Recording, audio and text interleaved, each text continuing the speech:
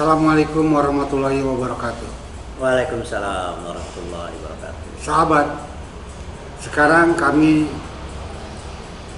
berkumpul lagi, saya dan Profesor Didin. Perlu sahabat ketahui, saya dan Profesor Didin ini dan juga bersama Amri Yaman dulu sama-sama kos ketika mahasiswa, dan kami bersahabat hingga hari ini. Dan beberapa minggu yang lalu kami melakukan perjalanan di Sumatera Barat dan banyak hal yang kami bicarakan. Dan ada satu yang tertinggal sebetulnya yang kami penasaran untuk membicarakannya, yaitu kami ingin mengingat peristiwa aksi Bengong ketika mahasiswa tahun 1977, di mana tokoh aksi Bengong itu adalah Profesor Didin S. Damanhuri sendiri. Assalamualaikum Kang Didin. Waalaikumsalam. Bagaimana, sehat ya? Kita ada hampir 2 minggu nggak ketemu. Iya, alhamdulillah kita waktu itu 5 hari ya di sana. 5 hari di Sumatera Barat, dan kita sudah banyak bincang-bincang tentang berbagai hal ya. Iya. Dari mulai kebudayaan, politik, dan memang ini ada hal yang menarik ini tentang aksi Bengong. Karena aksi Bengong ini memiliki sejarah yang cukup menentukan ketika itu di dalam mendorong gerakan mahasiswa ke arah yang lebih efektif di dalam merubah kebijakan pemerintah Orde Baru ketika itu. Dan Kang Didin ketika itu sebagai wakil ketua Dewan Mahasiswa Unpad ya. Iya. Dan saya ketika itu Kang Didin sebagai ketua HMI Rayon Bandung Utara. Oke. Ya, jadi saya waktu itu mengkoordinir kader-kader HMI yang ada di Bandung Utara. Iya. Itu Dan kan ada Pak Pepen nih, ketua Senat Visipol. Ya, ini Bang Liman sebagai ketua Senat Pertanian. Mahasiswa Pertanian ya. Ketika itu saya di eksternal Ya. mengkoordinir teman-teman kader-kader HMI yang ada di luar di Bandung Utara. Nah, yang ingin saya tanyakan kepada Profesor, Iya. apa sih sebetulnya yang terjadi ketika itu di masyarakat pada umumnya dan kondisi politik pada saat itu, apa kan itu? Iya, menarik ya mengungkap kembali peristiwa yang sudah puluhan tahun. Tetapi karena kami alhamdulillah masih sehat ya, jadi walaupun usia sudah senior lah istilahnya, itu masih sangat bisa diingat lah memori waktu tahun 77 itu. Nah, jadi ceritanya begini, saya sendiri waktu tahun 74 itu sekretaris umum Senat Fakultas Ekonomi Unpad ya. Oh, iya. Jadi mengikuti malam besoknya ada peristiwa malari pun saya masih di kampus Salemba. Nah, dan tahu betul apa suara gerakan mahasiswa waktu zaman malari 74, yaitu tuntutannya intinya adalah para mahasiswa dengan Dewan-Dewan se-Indonesia itu yang waktu itu berpusat di UI adalah kami risau sekali dengan dominasi modal asing di dalam perekonomian Indonesia, dengan bangkrutnya sekian UMKM yang merupakan pilar perekonomian rakyat waktu itu. Nah, sehingga gerakan mahasiswa malari sebenarnya sudah menghasilkan sebuah perubahan, karena waktu itu di balik itu ada pertarungan ya, kekuatan di lingkaran Soeharto antara Jenderal Sumitro dengan Ali Muhtoppo. Dan Jenderal Sumitro waktu malari itu ternyata kemudian katakanlah tanda petik resign dia kan. Nah, Dan waktu itu ada kerusuhan itu ya? Iya, kerusuhan malari, bakar-bakaran, dan menurut evaluasi setelah itu ternyata yang membakar itu bukan mahasiswa. Jadi udah mulai ada pola-pola di mana gerakan mahasiswa itu mau dipadamkan lewat operasi tanda petik intelijen lah, Ya, sehingga merusak citra mahasiswa.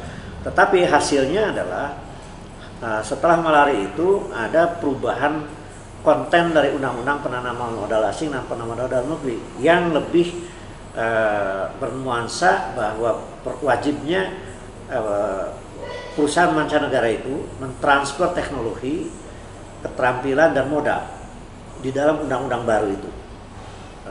Tetapi lebih jauh sebenarnya yang kita tuntut gerakan mahasiswa itu adalah perbaikan karena kemiskinan sudah sangat meroyak akibat dari dominasi modal asing dan ketimpangan makin tajam. Nah, dan itu setelah Malari pun ada pertemuan-pertemuan gerakan mahasiswa yang terus menuntut perbaikan ya, terhadap pemerintah Soeharto.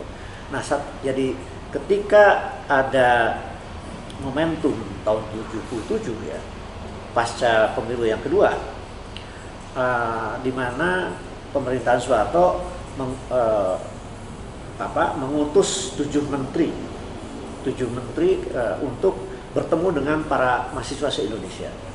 Dan itu di Unpad tempatnya. Itu tujuannya apa itu? Nah, jadi yang kita tangkap ya, Presiden Soeharto mengutus 7 menteri yang dipimpin oleh Profesor Sumitro Joyo Hadikusumo adalah untuk menyampaikan sosialisasi tentang baik-baik saja kondisi ekonomi dan politik. Gitu. Padahal waktu itu tidak baik. Nah, sementara menurut kami dari berbagai gerakan dari Malari itu sampai pemilu kedua 97 itu malahan memburuk keadaan. Nah, sehingga ketika pertemuan di Unpad, di aula Unpad waktu itu ya, yang mengutus 7 menteri yang dipimpin Profesor Sumitro Joyo Hadikusumo, Dewan Mahasiswa Unpad berinisiatif mengumpulkan Dewan se-Indonesia. Nah, kalau tidak salah mereka sudah berhasil itu di Jogja misalnya.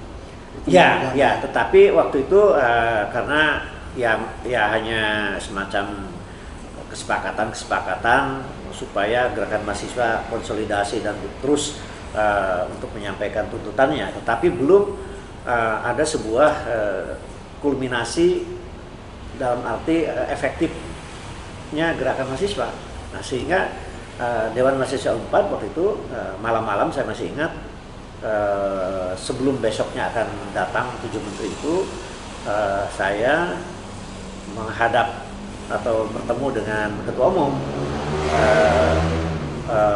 Iskadir Hatov yang sudah almarhum sekarang ya. Al-Fatihah buat beliau. Waktu itu dan saya dengan Jukardi.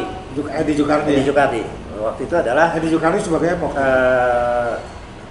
Saya kan wakil ketua umum, Edi Jukardi kalau nggak salah satu ketua juga. Iya. Menghadap. Nah, jadi bagaimana nih besok kita mau apa nih?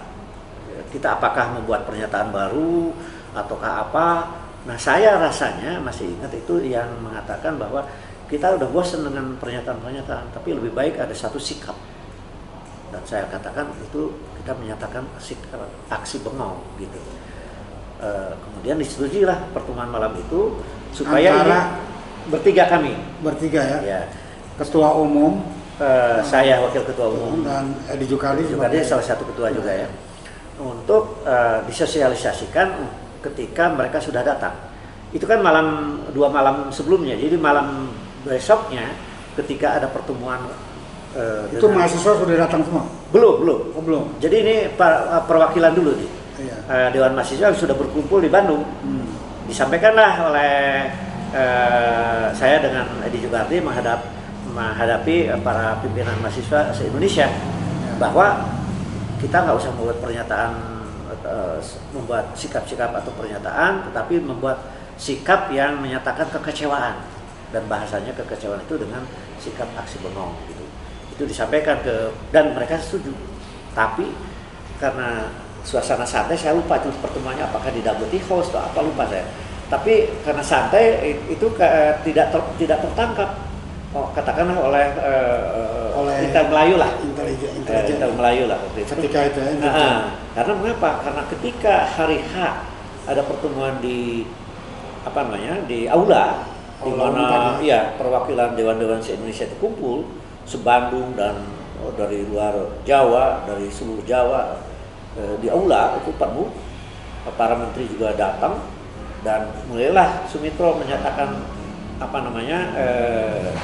maksudnya yang ingin mengatakan sebagai mewakili Presiden Soeharto, menteri-menteri kami bertujuh menyatakan bahwa keadaan tuh banyak perbaikan dan disampaikanlah semacam pidato.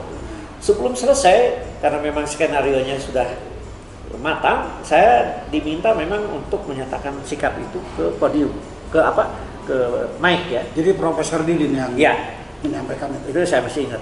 Saya diminta oleh Ketua Umum Iskandar Hartono maupun oleh perwakilan Dewan se-Indonesia, karena memang kita tuan rumah, saya mewakili untuk menyatakan sikap aksi bengong itu sebelum pidato itu selesai. Jadi memang kami memotong interupsi dan menyatakan sikap. Itulah kami mengatakan bahwa itu tidak bocor karena semua kaget. Jadi ketika itu siapa yang sedang bicara, menteri apa ya? Sumitro lagi pidato, mewakili 7 menteri. Oke. Ya. Nah, saya mengatakan kami Dewan diinterupsi oleh kami mewakili seluruh dewan-dewan se-Indonesia yang hadir kali ini, kami menyatakan aksi bengong.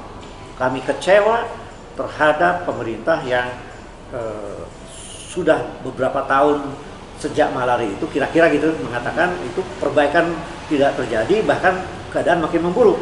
Yang berbeda dengan kesimpulan Profesor Sumitro bahwa keadaan makin membaik.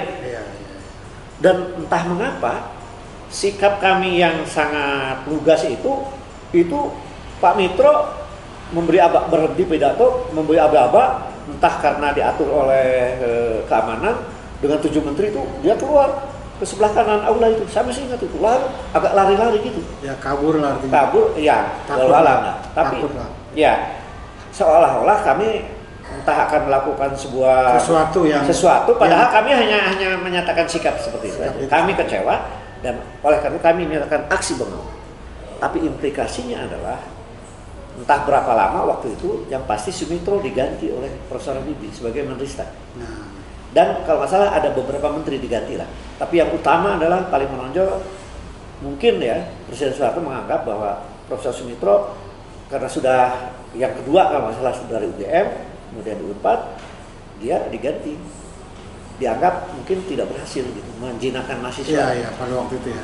Nah, apa yang terjadi selanjutnya adalah kita tahu ada gerakan mahasiswa 78. Nah, tetapi entah setelah 78 atau sebelum 78 ada 3 peristiwa yang menurut kami itu adalah efektivitas dari gerakan mahasiswa, yaitu satu, ada Kepres 14 dan 14A, yaitu mengutamakan di dalam belanja pemerintah untuk mengutamakan yang melaksanakan itu adalah pribumi, pengusaha-pengusaha pribumi. Jadi Kepres 14 dan 14A itu dipimpin oleh Sudarmono kalau nggak salah sebagai Mensesnek untuk supaya seluruh pemerintahan itu mengutamakan proyek-proyek itu untuk pribumi, itu satu. Yang kedua, ada trilogi pembangunan yang isinya trilogi pembangunan baru yang tadinya adalah stabilitas, pertumbuhan, dan pemerataan, dibalik menjadi pemerataan, pertumbuhan, dan stabilitas. Dengan diterjemahkan yang pemerataan itu dengan 8 jalur pemerataan. Jadi betapa efektifnya gerakan mahasiswa yang sifatnya lebih menurut kami dibalik itu ada naskah akademik dari berbagai kampus, ada sikap, tapi kita tidak melakukan sebuah demo yang vulgar lah ya. Enggak. Gitu. Tapi ternyata tekanan moral itulah yang membuat berubahnya sebuah kebijakan.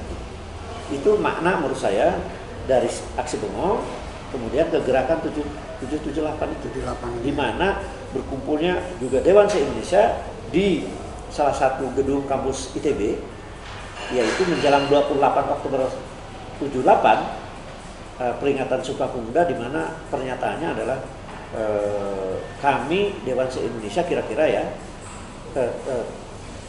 menuntut supaya Soeharto tidak dipilih kembali sebagai presiden. Dan waktu itulah kemudian itu peristiwa 78, setelah itu di mana kampus didatangi tank-tank, diduduki, dan para aktivisnya ditangkap, yang di Bandung ini di Jalan Jawa. Nah, saya memang dikejar-kejar terus berminggu-minggu bersama yang lain memang akhirnya nggak kena gitu kan, tapi banyak yang kena lah. Tapi itu adalah testimoni pribadi. Kalau ada teman-teman lain yang mungkin ada testimoni lain ya monggo, karena itu ingatan kita yang puluhan tahun yang lalu ya. Ya artinya begini, kita bisa mencatat bahwa gerakan mahasiswa itu ternyata banyak manfaatnya. Oh sangat. Artinya gerakan mahasiswa itu bisa merubah kebijakan. Betul. Asal ada pemikiran yang matang, analisis, fakta-fakta, data, dan disampaikan juga tidak dengan kekerasan lah. Disampaikan dengan sikap yang elegan dan menyampaikan dengan dukungan narasi yang bagus gitu. Jadi menurut Profesor, beda ya gerakan mahasiswa dengan gerakan masyarakat ya. Kalau gerakan mahasiswa sepertinya dia diperhitungkan karena dia ya memang begini. Bernilai akademis. Betul. Jadi kan gini, dewan-dewan mahasiswa ini kan adalah mereka yang terpilih dari jutaan mahasiswa di kampusnya itu puluhan ribu mahasiswa, misalnya Unpad itu 25.000 apa 30. Kemudian terpilihlah pimpinan mahasiswa yang dipilih secara sangat demokratis. Dan itu demokratis ya? Dan sangat demokratis. Ketika di luar tidak demokrasi, kita demokrasi. Sangat demokratis, karena itu fair sekali, apapun latar belakang dipilih dan kemudian diakui oleh berbagai aspirasi di internal kampus masing-masing. Jadi kami dipilih secara demokratis, oleh karena itu mereka-mereka yang terpilih ini kemudian juga dianggap dan hasilnya juga ada, yaitu mereka mempunyai kemampuan mengartikulasikan aspirasi mahasiswa sekaligus mewakili seluruh masyarakat Indonesia. Jadi ilmu yang di kuliah-kuliah itu kemudian dengan semangat membaca yang sangat tinggi di kalangan aktivis melahirkan sebuah analitis yang kritis ya. Jadi dengan arti kata lain, Prof, kalau mahasiswa bergerak itu masyarakat tinggal menyaksikan ya. Dia waktu itu tidak perlu turun. Iya. Karena dia sudah merasa terwakili. Seingat saya begini, zaman Pak Soeharto itu yang oleh para ahli disebut sebagai authoritarian regime ya, pemerintah yang otoriter gitu. Kampus-kampus baik itu para rektor maupun dewan-dewan mahasiswa yang notabene adalah pimpinan mahasiswa di kampus-kampus itu sangat punya trust yang tinggi di hadapan masyarakat yang notabene zaman itu sangat takut kepada pemerintah. Jadi mahasiswa ini sangat berani, tapi juga dengan konsepsi, dengan kemampuan analisis yang tinggi dan menyampaikannya aspirasi itu atas nama masyarakat, gitu loh. Sehingga sepanjang tahun 70 sampai 98 ketika Pak Harto itu lengser, itu gerakan mahasiswa itu ada continuous action gitu. Dari dewan ke dewan, dari pimpinan ke pimpinan, walaupun setelah 78 kan dewan mahasiswa dibubarkan. Kemudian ada NKK BKK kan dipaksa oleh Daud Yusuf sebagai menteri baru waktu itu ya. Nah tetapi selama NKK BKK yang melumpuhkan gerakan yang dipilih secara demokratis dari bawah itu memang tanda petik agak terlumpuhkan. Tapi kemudian muncullah di akhir menjelang Soeharto lengser itu ada SMPT namanya. Itu adalah saking pemerintah tidak bisa diprotes terus kan, NKBKK ini dianggap sebagai pemasungan kampus mahasiswa maupun kampusnya sendiri oleh NKBKK. Akhirnya SMPT tidak dibiarkan dan kemudian itulah manifestasi akumulasi mahasiswa sendiri punya sikap dan akhirnya punya solusi. Jadi namanya SMPT, Senat Mahasiswa Perguruan Tinggi. Jadi nama lain dari Dewan Mahasiswa, bukan NKBKK. Itu saya masih ingat, tahu nggak, tokoh terakhir dari SMPT sebelum kemarin menjadi BEM, itu dua tokoh yang menonjol. Seingat saya, itu adalah Anies Baswedan di UGM, Arif Satria di IPB. Oh gitu ya. Itu ketua umum SMPT.